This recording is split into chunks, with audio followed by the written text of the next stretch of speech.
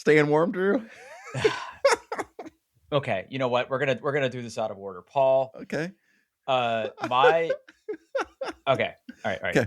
Okay. This is gonna take okay. That's This I'm here. I'm here for you, buddy.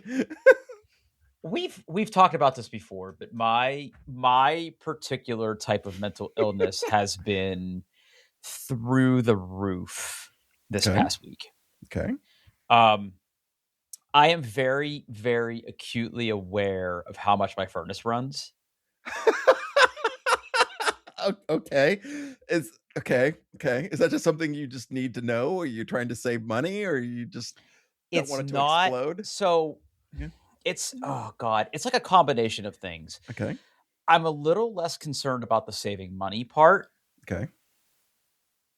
but at the same time, I'm not a fan of wasting money unnecessarily. Does that make sense? Yeah, I get it. Yeah. Like, at the end of the day, if my furnace ran on an average 2 hours less a day, does that really equate massive savings on my heating bill for January?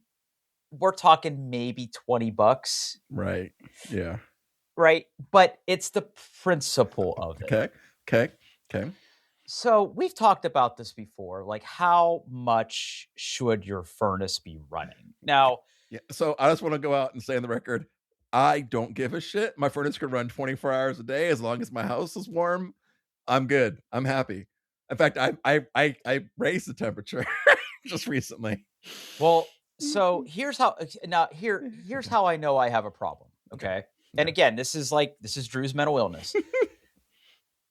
I lowered the temperature of our thermostat, Okay. right? I went from 68 to 65, had absolutely no impact on Oof. runtime. Oof. Oof. Oof. No impact, right? I'm pretty sure. Hold on. Let me get my phone. Would you like Okay. to take a guess where what mine is at? We've talked about this before. You're like a mid 70s boy. 72 degrees right now. Yeah. Yeah. Yep. Yep. Yep. Now, does that temperature get maintained in your home pretty easily? Yeah, I mean, it does okay. I mean, I guess I could log on to the Ecobee website and see how long my furnace has been running. Okay. I'm sure it's a lot. Hold on. Yeah, sure. Except cookies, whatever. I don't care. Now, your home is much newer than mine, True. and insulation technology has come a long way. So I'm willing to bet it doesn't run nearly as long as mine, Okay. just based on that principle alone. All right. Let's see. System monitor. Okay. So that can't be right. Hold on. How do I get God damn, I hate this I know website you so much. literally deja vu right now because you struggled with this last time, thanks to Yeah, Ecobee. yeah, yeah. I just runtime report. Here we go. Okay. December. No, that's all of December. I Just want. yesterday, I would take yesterday. Yeah, but it won't show me the. It gives me like how long it ran independently. It's running a lot, Drew. It's a lot, a lot. It's Well, running a lot.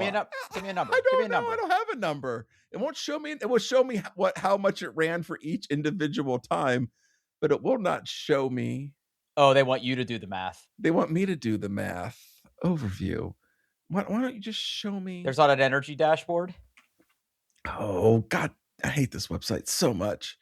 Just show me what the fucking. God damn it! Because now you want to know. I want to know. Now you does his have to know. What? God. Mm. Nope. Nope. Nope. Okay, let's see. Well, I'm running more than yeah, Does it say okay. it on Yeah. your app? Do you have an app? Yeah, let me look. Yes, I do have an Okay. app, but I'm afraid it's going to be the exact same thing. Let's see. I feel like the Reports. app is probably for people who aren't like data nerds. Oh, okay. So, hold on. All right, it does. It does. Let's see if I can go. Well, so far today, it's ran okay, okay. On average, it's been running 10.6 hours a day. Okay. So to put that in perspective, ours has been hovering anywhere between 11 and a half and 12 and a half hours a day. Oof. Oof. Now your house is a little bigger than mine, I think. So, yeah. I mean that's Yeah, yeah. part of it. Mhm. That's part of it, but still consider the fact that you're running a much like almost 10 degrees warmer than we are. And I couldn't guarantee you that me cranking my temperature wouldn't make it run more, because my house is just not retaining Okay, yeah, heat yeah. So the way that it should. yesterday it ran almost 10 hours Okay. total. All right. All right. So again, I am a if there's one thing people know about Drew Ferguel is that he is a data-driven individual. He's built his entire career on top of it. So I ask people like you, and there are Mhm. people that follow me on Instagram, and there's people that I talk to on Blue Sky, and there's people that I talk to at the gym that have similar size homes built at similar times, and we compare notes. And some people are like, yeah, mine runs 6.5 hours a day. Mine runs 10 hours a day. And look, it is cold as shit in Ohio right now. Oh, it Okay. is. Yeah, yeah. But Brisk. but again, where my anxiety and mental illness go is there's something wrong with my house. Okay. Okay. Now, again, there's a culmination of factors here, because last winter we had furnace trouble. We had trouble where like the furnace would run and then it would shut off. It would run and then it would Oh, shut off. yeah, that's And not it good. was Yeah. they call that short cycling. And it was because like our flame sensor was dirty, that it was like shutting off as like a safety precaution. So like when it runs and then stops and then immediately starts back up like 15 minutes later, I'm like, is my furnace broken again? It is getting the house to temperature, but my house is not maintaining that temperature long enough. Got it. Yeah. So, of course, when's the best time to call an insulation company? The middle of a fucking cold spell, right? So, Okay. I'm currently at a place where I know my furnace is working. It is working. Mhm. I wish it wouldn't run as much. And to be fair, in the winter time, or I'm sorry, in the summertime, our air conditioner also runs a lot. Now, there are several parts of my house that are problematic. Okay. The number one offender in my house is our bedroom. So, to kind of describe this, we have a first floor master bedroom. My house has three crawl spaces. Wow. Okay. One of those crawl spaces is under our bedroom. So, first of Oh, all, yeah. crawl spaces get fucking cold. Now, Yeah. Because it's got the earth. Like, yeah. yeah, Yeah. it's like Yeah. the earth is Yeah. like right there. So like Yeah. right off to my right-hand side is a crawl space access panel that I basically built a door over, that cold air does seep out of down here in my office. But that entire section of the house where our bedroom is over a crawl space. Now, on paper, everything is kind of how it needs to be. First of all, the crawl space is encapsulated because of radon mitigation. Second of all, there is fiberglass insulation running uh the entire like width of the crawl space. So all the way from the bottom of the floor to the top of the floor joist is fiberglass insulation. And then there are bats of insulation in the roof Okay. of like the crawl space, right? So in between the floor joists. But that's underneath our bedroom. And then our bedroom does not have a floor above it. It is a vaulted ceiling. So it is bitterly cold in our bedroom or boiling hot in the summer, just because there's three exterior walls, a crawl space, and a vaulted ceiling. Like, what do you even do for that? Now when I have like run cable in my house or have electricians come, or like when they mounted the TV to the wall, there's insulation in the wall. I've seen it. I've seen it. But it feels like it doesn't do anything. Do you need like one of those like vent balancing so you get like more hot air or like more HVAC air coming through those vents? Or Well, I will say that like if my furnace is running and you go out to like our entryway where there's a vent and you hold your hand over the vent, the air's warm. It's blowing warm yeah, air. yeah, Go into my bedroom and put your hand over the vent. It's much colder because that ductwork has to travel through my yeah, cold crawl space yeah, to yeah. get there. Now, also, my thermostat isn't in a great place. It's in my entryway, which you've seen my house. Like, it's right by the front door. That's drafty. It's a big open space. There's like a floor above it. Like, my entire first floor is basically an open floor plan, right? There's very little walls. On the one hand, I like that. It adds a lot of natural light to the space. I like it. We have giant floor to ceiling windows, and the windows are newer. I want to say those windows are probably 6 or 7 years old. It was done not long before we moved in. So, and again, I go around to the windows, I feel around the seams, I don't feel a draft. The windows are a little cooler to the touch, but it's fucking minus 11 outside. Like, Yeah, what? it's Like, what cold. do you even do? Yeah. So, I've been calling insulation companies, and I have some men and maybe some women, I don't know, coming out to my home next week to do some comprehensive energy audit type things where they're going to Okay. like look around, make recommendations, like spray foam this, And blow. I know people who have actually had like insulation put around their vents Mhm. when they're going through like that kind of stuff to keep the air warmer as it's going through. Yeah. Yeah, I mean, in the back part of my basement, some of our like stuff's wrapped. Maybe that's what we need to Yeah, do to yeah, help with yeah, that. yeah, yeah, yeah. That wrap. It's like that wrap they use on the outside of a home. Like they can do that uh on the vents to help keep them insulated. Yeah, Paul, it's yeah. not good enough. It's not good enough. Okay, It's not not it's good. not good enough for me. Okay. I I Uh-oh. I went shopping. Okay. What did you buy?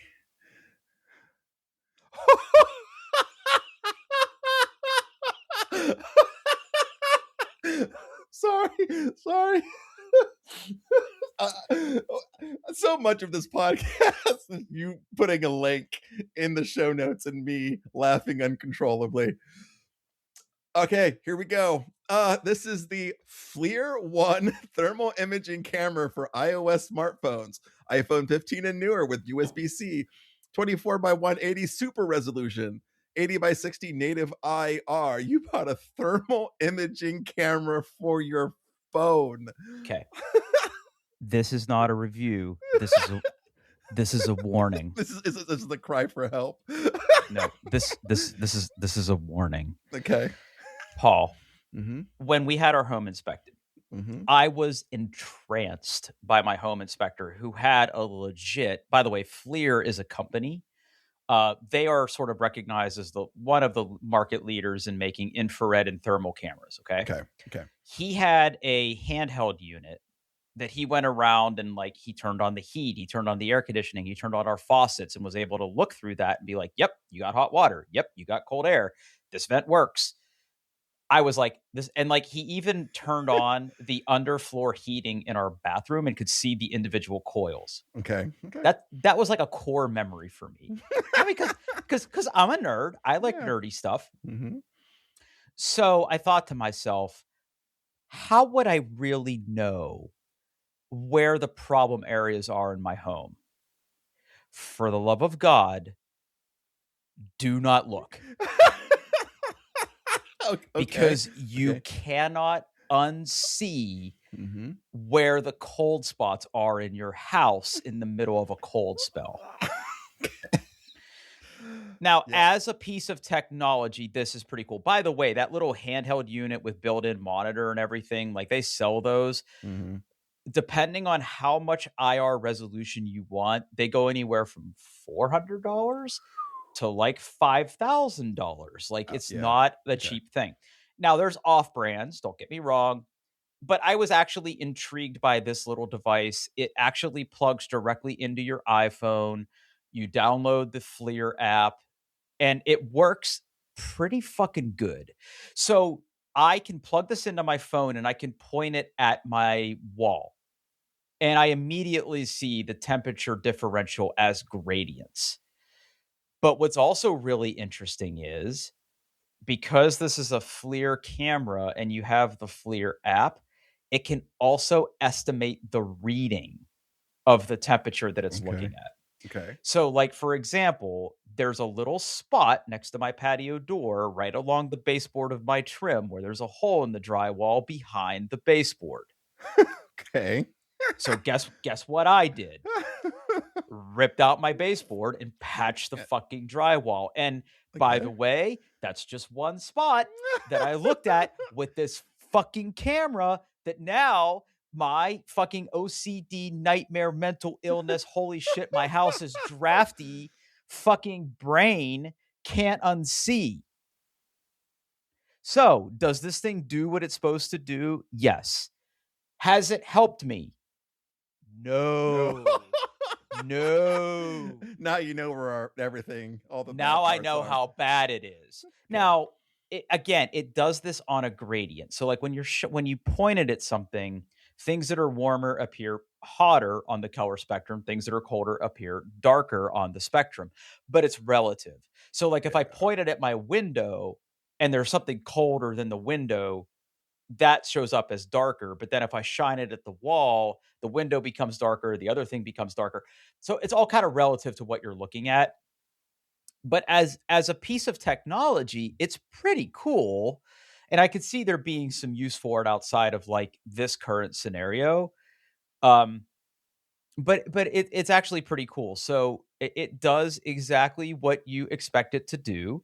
I think if you were interested in getting a thermal camera, this can save you at least a few $100s over a handheld unit, and it does the thing. Now, it is not powered by your USB-C connection. It's rechargeable itself, Yeah, or so it okay. it it it itself is rechargeable, so you have to keep it charged.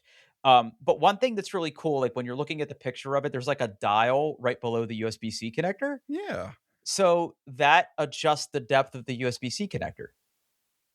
So like if you have a phone case and you want it to be flush, Oh, pretty that's clever, real right? clever. Yeah. So like More if you things if you should do that. Yeah, Yeah. so that's pretty cool.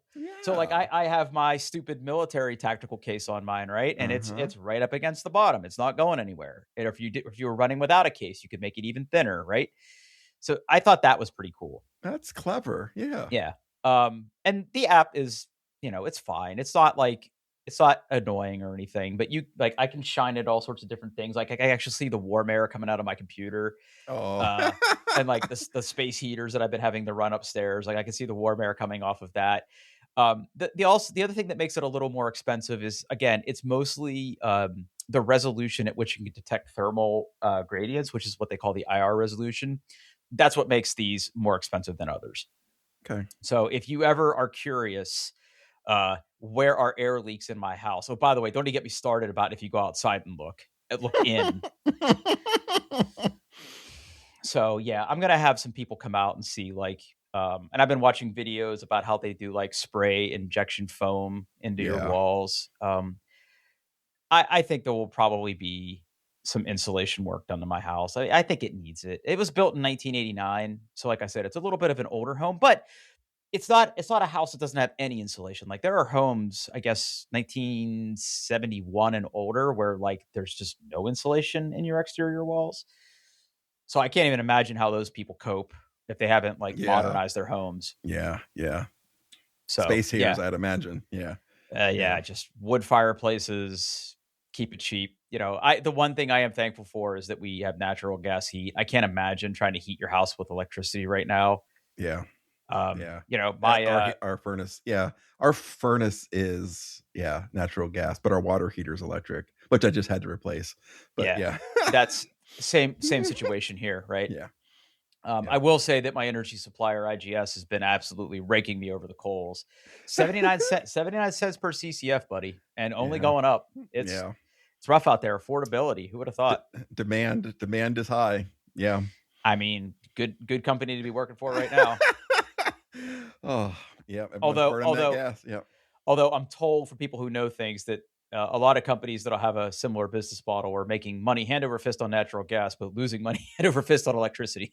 So Yeah. Yeah.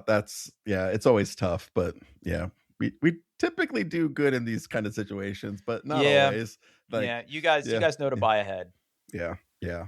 And So now we hired we like a few years ago we hired our own meteorologist too to help us with those kind of models and predictions and stuff. So yeah. Your own Yeah. weatherman. Mm-hmm. Absolutely. Huh. Oh, Well, that's interesting that your furnace is running that much because I thought last time we went through this exercise, it was running considerably less. yeah. Well, it's also considerably colder. That's So true. yeah. Yeah. But here's the thing though. I bet you that if it were 20 degrees warmer right now, I feel like your furnace usage would be considerably less, Yeah. and I'd be willing to bet that mine's about the same. Yeah. I would, yeah. Yeah. And again, like Hmm. I just chalk that up to drafty house. Like at this point, I really don't know what else it could be. I really don't. So anyway, that's my personal hell that I've been experiencing for the past like week. How are you? Good, you know, like it's cold. It's cold. Uh Zachary came home for this weekend, so he's home right now. After I record, we're gonna watch the hockey game together. Okay. I did have to get my water heater replaced this week. Did So it just stop heating or did it no, burst? it leaked. It was Did it leaking. leak? It was leaking. So it was still working. We're still getting hot water. My wife just happened to be in the basement because everyone's been home this week because everything's canceled. And she went downstairs and she's like, Paul, this isn't good. And there's a plumbing company that's local out of Asheville that's like family owned that we typically go, like I've used before. So I just called them and they came out. And yeah, I probably paid a little bit more than if I went to one of the big names, but I do like supporting, local business. And they were like, yep, needs replaced. And I'm like, well, when can you do it? He's like, hold on, let me make a call today. I'm like, Yeah, sold. probably looking to see if you had a water heater in stock. Now, did you get a No, bigger water heater as a no, part of I it? got no. We don't have issues with running out of hot water, so we got the exact one installed. But basically, what he said is like, you know, uh, the water here is like really, really bad, and we didn't. Obviously, we haven't been flushing our water here because we're Nobody dumb. does. It's fine. Nobody does. Yeah, but we didn't get the water softener and stuff installed for like a year or two after that. And he's like, yeah, I guarantee you in that time in between when you moved in and before you got the water softener, he's like, you gave your hot water tank cancer and it finally just died. I like that description. Yeah, that's I what he like that said. description. Yeah. Yeah. The plumber was also from LA and he's like, how often does you get shit like this? I'm like once a decade, dude. It's not always that bad, but Yeah. yeah. Yeah, I think on average, I think most people's water heater lasts like 5 to 8 years at this And point. that's about how old ours was, and yeah, Ours it's fine. ours ours looks a little newer too. The family that owned this home before us had uh 5 wait, there was 4 kids and 2 adults. So there's a big honking water heater back there and it's electric too. And we do like some long warm showers in this house, so I'm thankful for that. Yeah, but it was a good. I mean, outside of having to spend that money, it was a perfectly fine experience. Except, I will say, I was obviously at work, doing the stuff, and I had some meetings in between when he was doing stuff, and they shut off the water main, and I get out of that meeting, Andrew, I had to poop so bad, and I just like, Well, you can "Huh?" flush once. You can Yeah, flush once. yeah, Like just everybody poop now yeah. and flush once and get it over with. Yeah, yeah. But luckily it was only like 20 minutes after that when he was done. And yeah. Oh, Okay, yeah. talk to me. What are you working on? So Drew, we've been doing a lot of AI stuff at my job. Mhm. We're really leaning into it and setting up MCP servers and all kinds of really really cool shit. So I've just been really really engrossed in AI and its uses. And I got like a little bit of exposure. So I still pay for a Chat GPT subscription, the $20 a month, and I was using that for some code stuff. But I kept hearing like it's not just like Claude's Anthropic's models; it's Claude Code. Mhm. That Claude Code is just fantastic. So earlier this week, I bit the bullet. I started the trial, and within like 30 minutes I had given them my credit card information and started It's paying pretty them good. money. It is pretty Dude, good. it is Claude Code is amazing. Yep. Yep. So uh I should be working on my coffee app. I'm not because I'm stupid, but I sat down. I'm like, I want to have a project that I can use with Claude Code, something new. So I started building an app to track my filament for my 3D printer, how much filament I have left, prints, things like that.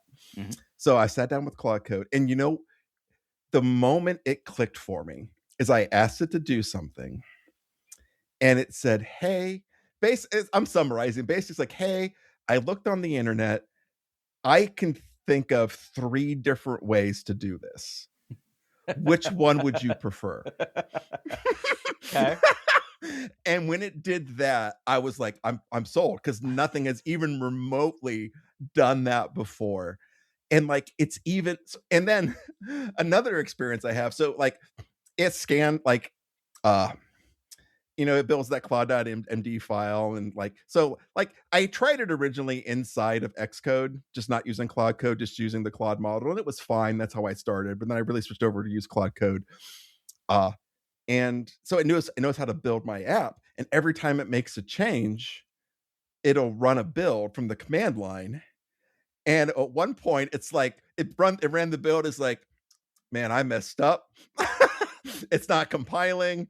Let me look to figure out if I can fix it. Okay, I found a better way. Let's change that and let's build. And I didn't have to tell it didn't build. It just does it. It's just like, hey, I did this change. Let's build, make sure it works. And it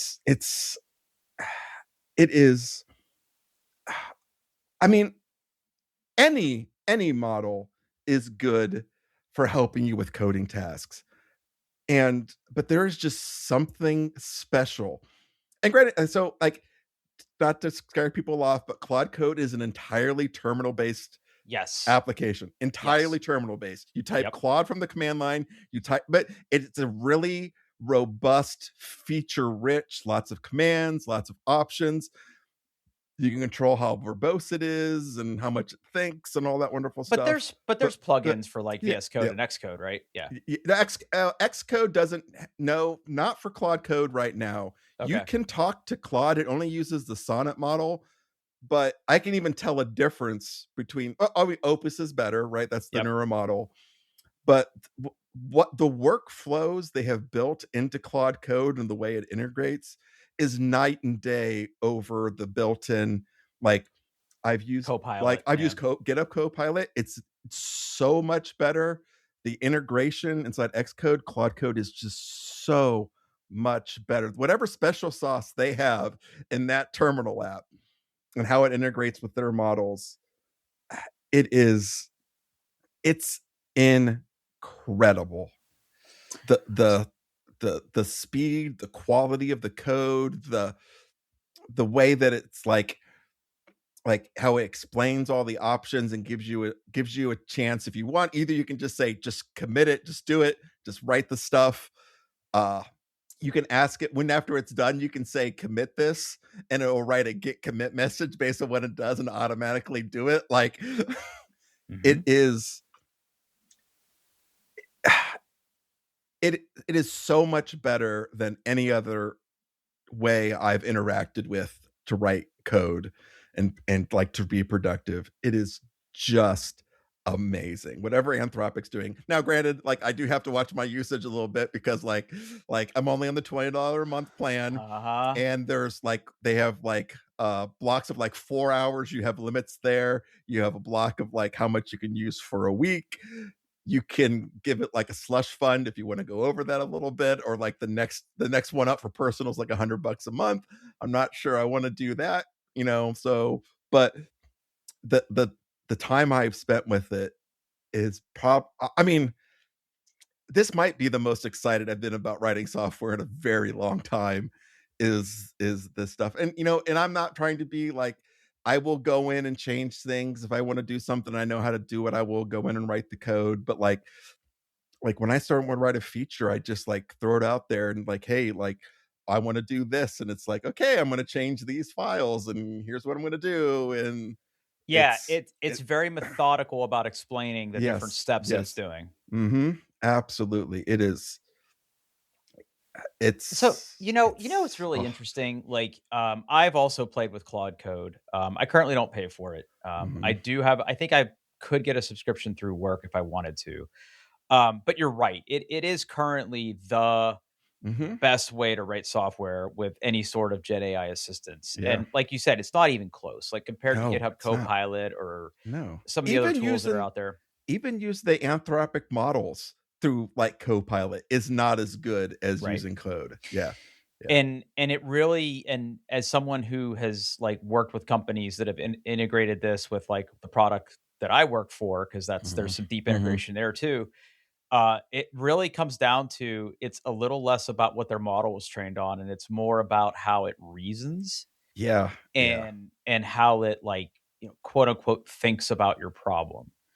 Um, to me, it's so funny, and I do take a little bit of, like, perverse pleasure in this. It's like, Microsoft tries so fucking hard to inject Copilot into everything, and, Mhm. like, Copilot kind of sucks. Like, Yeah. as an engine, no matter what you're using it in, it really kind of sucks. Now, Um, I will say, if you're a company out there and you wanna dip your toes into generative AI for software and you wanna spend the least amount of money, I do think that Copilot is a bargain, especially if you already have, like, GitHub it's a Enterprise. gateway drug. It's a gateway Yeah, drug. like, if you already have GitHub Enterprise seat licenses, it's only, like, $10 a month per user for Copilot plus any additional premium requests.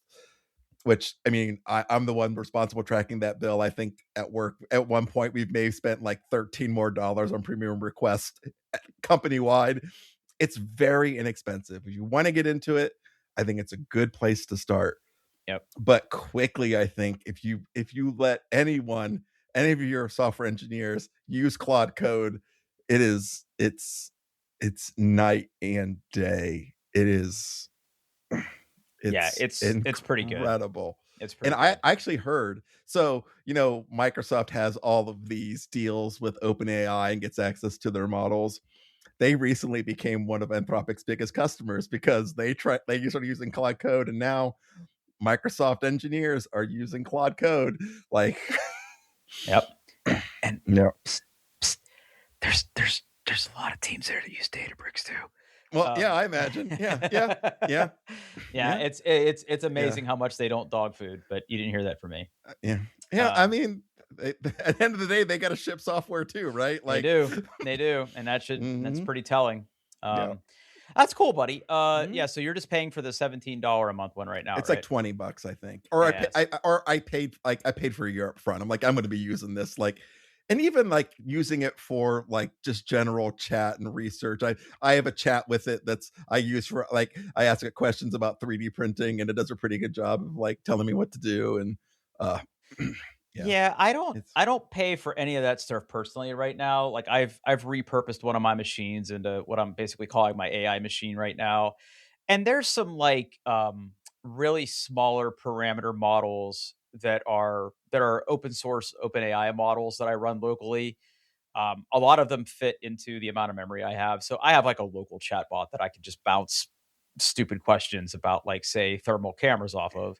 have Um, you tried Claudebot? I mean, Modbot, I mean, OpenClaw? no, I haven't. Okay, so this is going around tech circles. No, it has literally since I've became aware of it, it has changed names 3 times. So originally it was Claudebot, CLAWD bot. Anthropic was like, "No."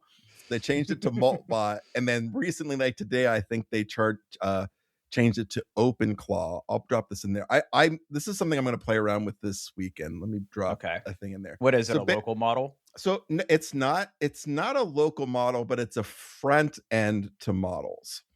So, like, how it Oh, a installs, gateway? yeah, so, like, so one of the interesting things it does is, it can integrate basically, like, it can integrate with iMessage, so you can, like, send it text messages, and it will do things for you. Integrates with Slack or Discord or whatever you wanna do it. It has a web interface, and it's got a whole bunch of you can basically pick, like, "Hey, I have an OpenAI or a Claude account," hook all of that up, then it's got a whole bunch of plugins, like, it's got one for, like, Bear, which is what I use to take notes, and a whole bunch of other things, and it basically just becomes, like, if you want to do AI, but also do kind of like computer use stuff, have it integrate with things on your computer, it is a very good way of doing that.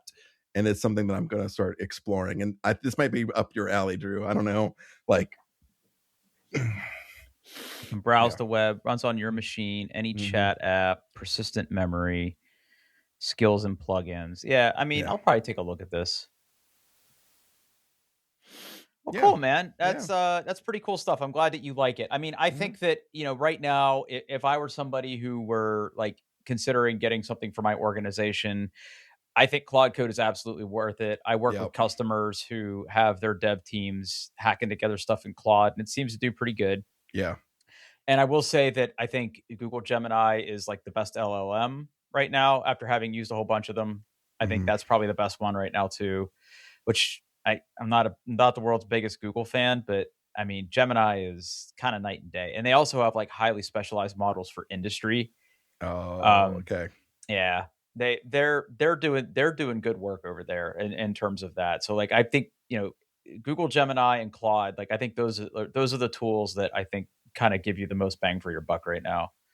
For at least from what I've seen in the circles that I travel in. Yeah. I know we're using Gemini a lot at work for image recognition. It's Yeah.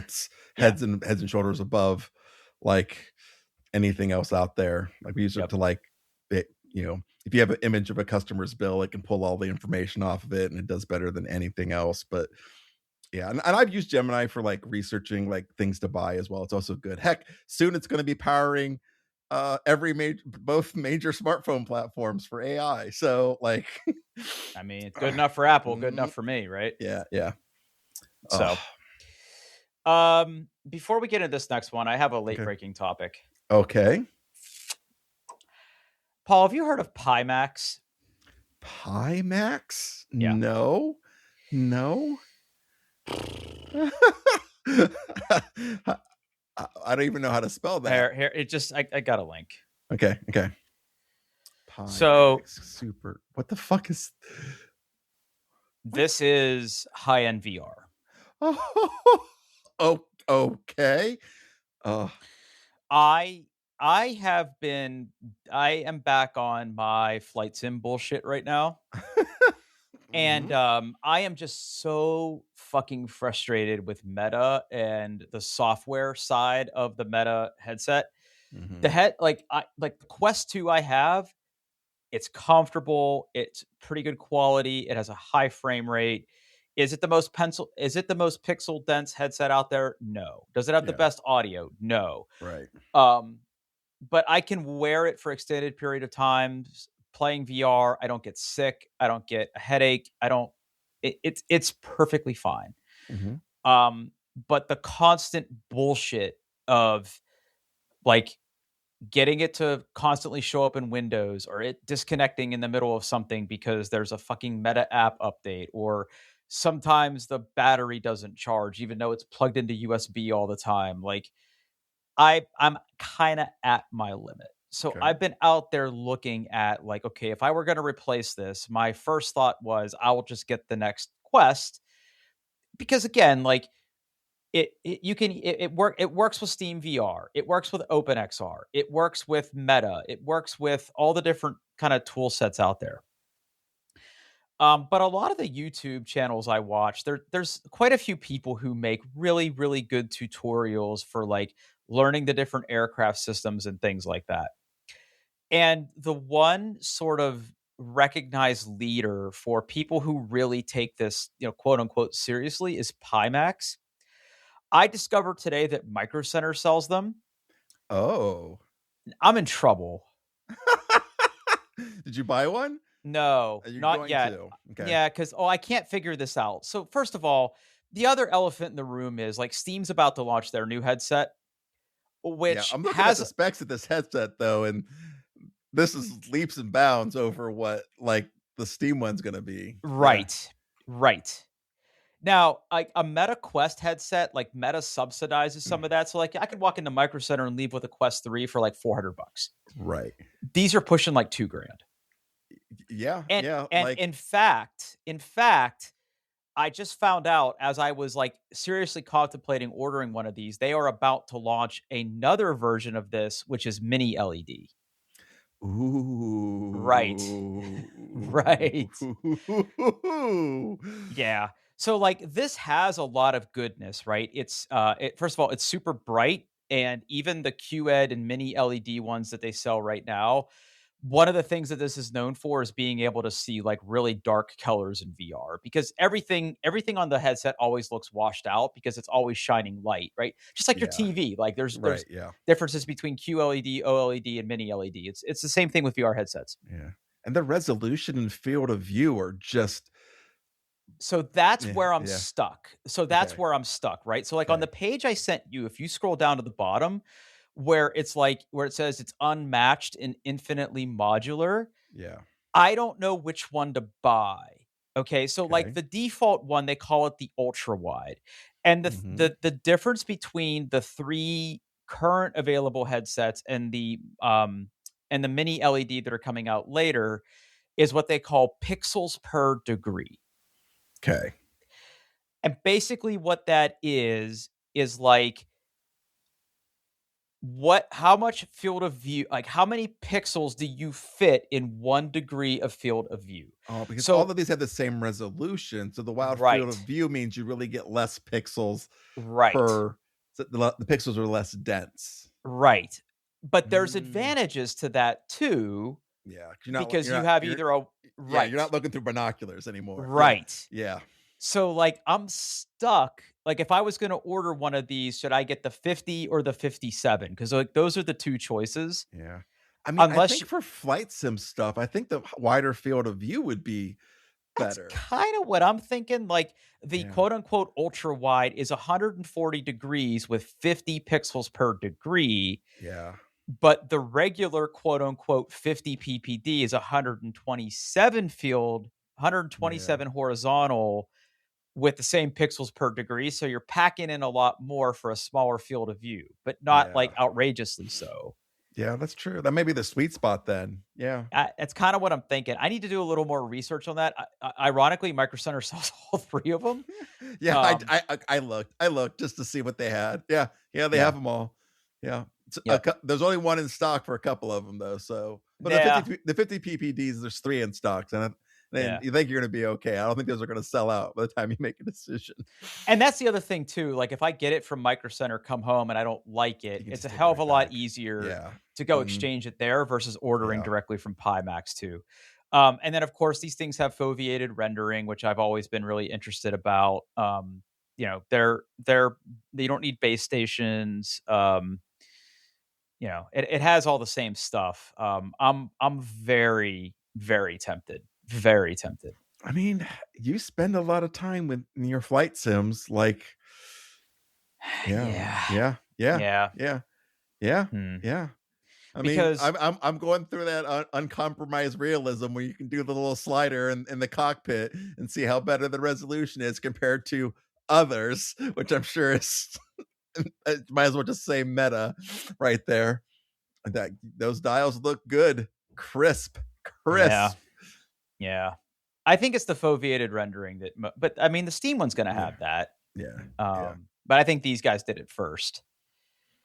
Yeah, I So, mean, it makes sense. If you can track the eyes, then you can focus the processing power and clarity on where you're actually looking, and it more reflects like how our vision actually works. Where things outside of our peripheral vision is less blurry. So, like, why bother rendering those in full detail when you don't have like if you don't have to like it makes a lot of sense if you can track the eyes good enough, and that's really the.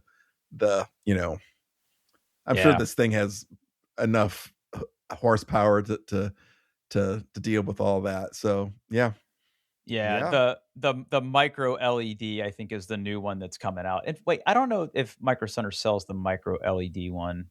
I don't think they do. I don't think it's out yet.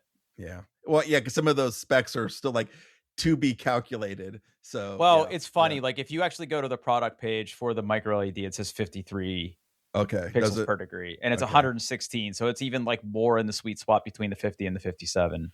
yeah, So, I don't think this one's out yet because I think if you go to buy this, yeah, pre-order the full headset, yeah. Now, these things also have what are called optical engines. So, like, if you okay, just wanted to swap out for, um it's funny, it's actually a Sony panel. If you actually wanted to swap out, just uh, the micro LED thing, like, it's still $1,000, but it's not $2,000. So yeah, you could okay. basically just swap that out if you wanted to. Hmm, interesting. Anyway, I found out right before this call that Micro Center sells them, so there might be a Drew's Computer Corner about this next week. Okay, all right, Just heads up about that. yeah. Yeah, well, I may So, be going to Microsoft tomorrow to buy some filament anyway. So oh, maybe you're going through it, buddy. well, I want to get some. All I have now is like PLA, and I do want to play around with like some Pet G, kind of stuff. So I might go out there and buy a roll of that. And yeah, there's some things there's like some clips and things I want to print for inside of my printer, and I just don't want it to like people. I watch people like, yeah, PLA's fine, but you really should have like PETG, or there's the new high tech PLA that also looks interesting. So I don't know. Again, So 3D printing is my personality now, Drew. So I listen, I'm fully for this, dude. So give us a quick update. Like what else you've been doing with it? Have you done anything else cool? I've been printing some little things. My wife wanted some dragons printed. I started playing around with. Have you heard you've heard of like the PLA support material? Yeah. Yeah, so I've tried playing. I did a print with that today for the first time to see if the supports come off easier. They do. Yeah, it's very nice. Printing some more board game organizers because I'm a big nerd. But yeah, I just I don't have it running 24 hours a day, but I'm constantly looking for things to print, and yeah, it's fun. I like it. Yeah. Yeah, no, it's great. Mhm. You already looking to get another printer or No, no, okay, no, all no, right, no, all right. no. Though Sick. I do look at like the waste and stuff from the multicolor prints, and I'm like, man, having multiple nozzles sure would be great, but those prices are significantly higher, and I'm just like, I haven't had. I've had like one bad print so far where I had like a little bit of a bed adhesion problem. I haven't had like the spaghetti or the big block over the hot end. And I'm just Yeah. like, I probably should wait until I like have a big oopsie and get comfortable tearing this one apart before I get another one. So Okay. yeah. And Yeah. also a quick piece of follow-up. Have you played with Mestastic at all? I found a couple of little nodes, Okay. other nodes, but this is another weekend thing. I've kind of moved some stuff around in my desk, so I have like a window like right here. Yep. So I moved my Mac Mini so it's like right in that corner. I'm Mhm. gonna basically put it in the window, plug it up, and just have Meshtastic running all the time and Okay. see what happens. I may take. I was gonna take it. I went to the Blue Jackets game and I forgot to take it with me. I was gonna take it up downtown and see what I could find. But I I have found I found a couple other nodes. One close, one like not close. it's uh, funny, yeah. mhm, We were traveling to and from the Polaris area last weekend, so, I just grabbed one of my radios and I mhm. threw it, like, in my like, on my like, my sun visor in my truck, and, we were driving around, and when we got back to the house, like, I, connected my app up and looked at it, and I actually heard nodes all the way from New Jersey. Wow. Yeah, so they're out there. Yeah. Um, yeah, I keep looking to see if anything shows up from, like, South Columbus, but I bet you and I do have some nodes in common if we were to Yeah. look. It could So be. that's Yeah. all it Yeah. takes, and we can send each Mm. other messages, so Yeah. Okay. Okay. Yeah. I'm gonna put. I might take it with me if I go to Micro Center this weekend. I'm planning on putting it in the window this weekend as well, and running a USB cable and just leaving it plugged in to my Mac Mini all the time, and I can just hop on there and look. And yeah. cool. Yeah. Alright, last topic of the day. Hmm. Paul, have you heard of Sheep I Shaver, have. sorry. I have not. I purposely did not open this link just to see. Okay. Open source Power PC Apple Macintosh emulator. So Ooh. I have a very, very soft spot in my heart for System 7 Yeah. Mac, right? Yeah. Yeah. Again, like in the house I grew up in a house of educators, and they had access to Apple IIgs, Apple IIc, Apple Macs. Like that's what we had because we got education discounts on it if we wanted to buy one. Like we had a Mac LC3, we had Power Books, and we had all sorts of stuff. And I just remember there were many, many summers that I spent indoors instead of outside with my friends playing classic Mac games. And there's some doozies out there, man, like Spectre and Return to Dark Marathon. Castle, Marathon. Um, I've had a bee in my bonnet for some time to really figure out like it's really easy to emulate video games, but what if you want to emulate classic Mac software? Yeah. Yeah.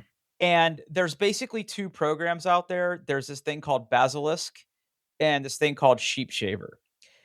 Basilisk is good if you want to emulate anything before System 8.5. Okay.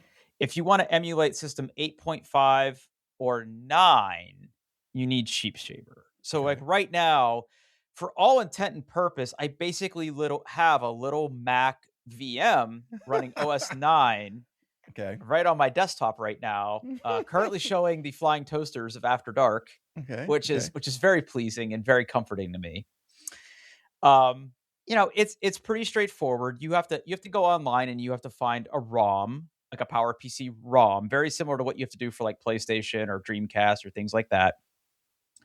You download that, you download Sheep Shaver, you tell Sheep Shaver the location of the ROM file, and then there are several websites that I'll put um in the show notes, like Mac Garden, My Okay. Abandonware. There's a couple other websites where people have preserved various Mac OS system CDs or like System 7 disk images.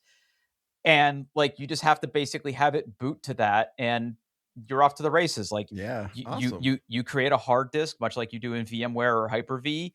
You Okay. install system whatever and it boots. And it has Hmm. sound. You basically tell it how much ROM it has. I mean, look, PowerPC has weird limitations, and Yeah. there's things these emulators can't do. Like it doesn't support any sort of 3D acceleration. So like some more recent games you're not going to be able to play on there, but like all the classics like the various Sim Cities and things like that, like Okay. that all Okay. works. I'm having a blast with this. Like I have like a System 7.6, I have an OS I have an OS 8.5 and then I have an Okay. OS 9. Um I will say there is a fair amount of jank. Um Okay. like one of the things is like as soon as you get done installing an OS, the Macintosh setup assistant launches and it's like, what's your time zone? This other stuff. If you click through that and you get to the network assistant, your machine freezes. So you have to like quit before that step. I don't know. Oh. It's like if you actually look at the documentation, it specifically calls that out like, hey, quit before that step. Now Okay. you can pass through the network adapter from the host machine to it. So, like, if you have a hankering to like browse the web in classic IE and Mac OS, like you could do it. Okay. I Does it don't like know if it's handle like does it? Because I know like no, Tia. no, Okay. Okay. no, Yeah. Okay. no. Because I know usually for that kind of stuff you have to run like a local proxy that supports all of the Yes, old busted yeah, nothing HTTPS works. protocols, and then like Nothing inject your own works. No, certificate. Okay. Yeah. nothing Yeah. works. No, Okay. but it's a fun exercise. Um, let's see what else is there. The other thing is like a lot of times when you go onto these websites to download software, it's a minefield of different image formats. Like some of them are .dsk, some are .img, some are .sit, some are .toast, some are .whatever. So like the nice thing is like if you go with OS 9, a lot of that is just built into the operating system. Like and you double click a disk image and then you mount it, you copy the software and everything's fine.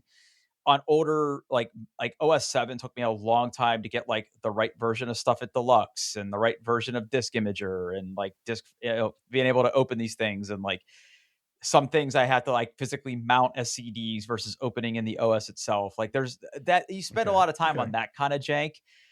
But once you're in there and like I'm playing Armor Alley and I'm scaling my resolution up and I'm good old fashioned 1028 by 768 with like 4 times scaling on my monitor, like it's pretty fun. Like I'm having a good time with that. Now, I'll go okay. ahead. So granted, I wouldn't use this for emulation, but have you heard of infinitemac.com?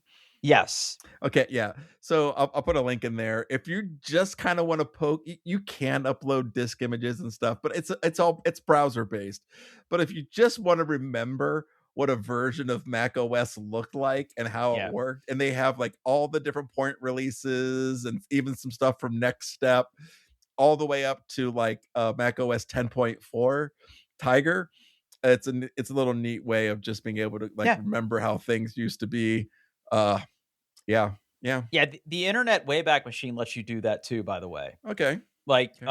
basically, like if you go on there and you go to like the software section and like there's like an old DOS game you want to play, Oh, you you can can do it right actually in the play. browser. You can do it right in the browser. Yeah. Like Okay. basically runs DOS box in like your browser, which is What fucking crazy, what right? WebAssembly, man? It's yeah. But JavaScript runs the world, man. Yeah, but quick shout out of like a website where you can go to get old Mac games. If you go to myabandonware.com, this is just a great website to know about in general. So Yeah. like if you go there and you go to platform and then you scroll all the way down to like Mac, and they have like every platform by the way in Oh here. yeah, they sure do. Yeah. There's a lot of stuff you can download directly from there. This is a good, safe website. I've downloaded a ton of shit from here from like DOS and Windows and Mac and Amiga. Like I have an Oh Amiga yeah. emulator too. Oh yeah, this is This great. Yeah, this is a great website. Now, the one thing is like if you're scrolling through the list and you see a little money bag on the screenshot, Uh, that means you can't download it, but they'll point you to GOG, right? They'll point you over to okay. GOG to buy it. So So like if you still can buy it, they send you that way. Yeah. right. And I noticed they don't have any Nintendo ROMs either. Well, Or do yeah. they? Okay. No, No. no. No. No. I don't I think mean, they I do. get it. Like Nintendo's litigious. Slightly. Yeah. Though Slightly. you still can find all those Nintendo ROMs. Yes, you can. If you keep looking for them, it's not hard. They can't kill us all, Paul. They can't kill No. us all. No, no. As someone someone who could touch many handheld gaming devices without getting out of his chair, yeah, they're out there. Uh, Yeah. they're abundant.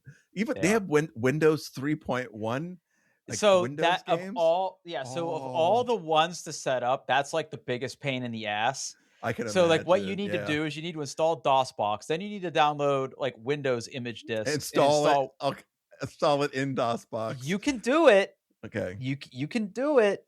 But it's a lot of extra steps, but yeah.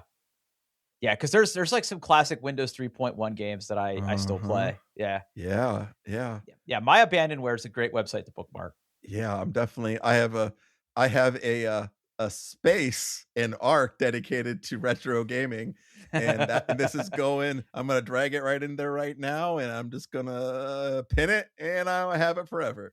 There we Yeah, and go. then the other one before I forget is if you this website absolutely is a trash website. Okay. This is like the worst website I've ever seen in my life. Because I think it was made on a Mac like in 1996. Here, let me drop this one in here. So the other website I would point you to if you're serious about trying this is this website called Macintosh Garden. Again, Oh yeah, that's ugly. similar thing, but if you're looking for like OSs, all the different OSs, like if you scroll down to the right hand side and click on operating systems, literally every version of Mac OS ever made for a particular Macintosh model, like Oh yeah. people have preserved every possible system image you can think of. It's in no discernible order. You cannot Yeah. sort. You cannot like search. Sometimes just returns an Nginx error. Like you're gonna have to click through a bunch of pages to get what you want. But this is a Okay. great place to start as well. Okay. Okay. So classic Mac emulation didn't have that on my bingo card this week. But once I went down that rabbit hole, I could not stop. Could Yeah, not stop. yeah, I may have to set that up and just like just to Just to have it. relive it. Just to Just to relive it. have it. Yeah. Yeah. Yeah. Dragging discs, the trash can, all that fun stuff. Yeah. Mhm. It's exactly the way you remember it, man. It's Mhm. exactly the way. Oh, yeah. Oh, I think that's a show, buddy. it is a show. Hey, doingtheirbest.com. You can find all the show notes there.